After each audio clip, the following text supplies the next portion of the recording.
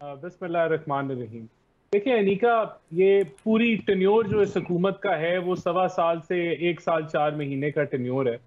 और इलेक्शन जो है वो अगस्त में हमारा टेन्योर खत्म होगा, फिर हमने इलेक्शंस में जाना है।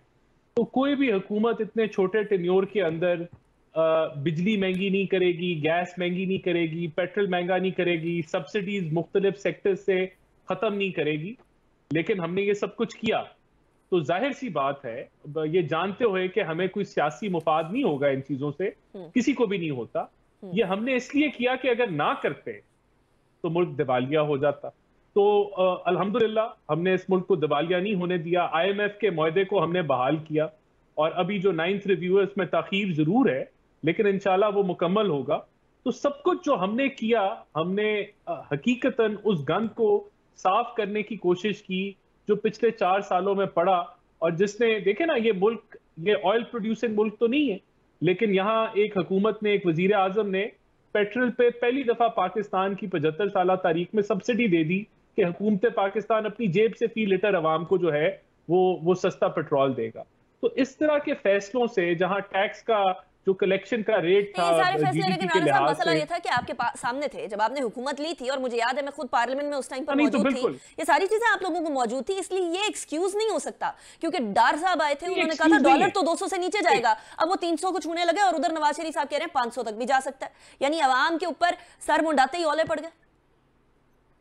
नहीं, देखें, ये एक्सक्यूज नहीं है। मैं आपको एक्सक्यूजेस नहीं दे रहा, मैं आपको हकायक बयान कर रहा हूं कि हमने वो सख्त फैसले लिए। कहाँ गलती हमने कहाँ की, कहाँ गलती की? मैं तो नहीं समझता हमने गलती कोई की। हमने आईएमएफ के मुआहदे को ना बहाल करते तो हमारे पास डिफॉल्ट था। अगर डिफॉल्ट कर जाता तो ये जो आपने जितने भी अहदाफ बताए, ये 5 गुना और ज्यादा बदतर होते और खौफनाक होते। अवाम की हालात जो हैं आज से, अभी से 5 गुना और ज्यादा बदतर होते। तो राइट। हमने तो अपनी सियासत को दांव पे लगाया, हमने तो वो फैसले लिए जो इस मुल्क के मफाद में थे, लेकिन हमें सियासी फायदा नहीं हुआ। तो इंशाल्लाह ताला हम तो आगे भी जो है वो वही इकदाम लेंगे जो इस मुल्क की लॉन्ग टर्म फायदे में होंगे, इस ठीक है। मुल्क के मफाद में होंगे, इस मुल्क की मीशत को स्टेबलाइज करने के लिए हमें लेने पड़ेंगे। तो ये कहते हुए मैं समझता हूं कि हमने क्या फेस किया। हमने 63A को फेस किया, उसकी तशरीह कर दी गई, जिससे एक पॉलिटिकल इंस्टेबिलिटी का माहौल पैदा हुआ, रीराइटिंग ऑफ कॉन्स्टिट्यूशन हुई। हुकूमत जो हमारी पंजाब की जो लेजिटिमेटली हमने ली एक नो कॉन्फिडेंस के जरिए, वो वापस कर दी गई। ठीक हो फिर गया। वो आई, फिर वो चले गई। तो हमने आलमी साजिश को फेस किया, जो अवाम के अंदर जिसने नफरत के बीज बोए। हमने वो लॉन्ग मार्च देखी जो कि एक आर्मी चीफ की सिर्फ तकर्री को जो है मुतनाज़ बनाने के लिए थी। हमने आईएमएफ को खत देखे जो लिखे गए। ठीक हमने है।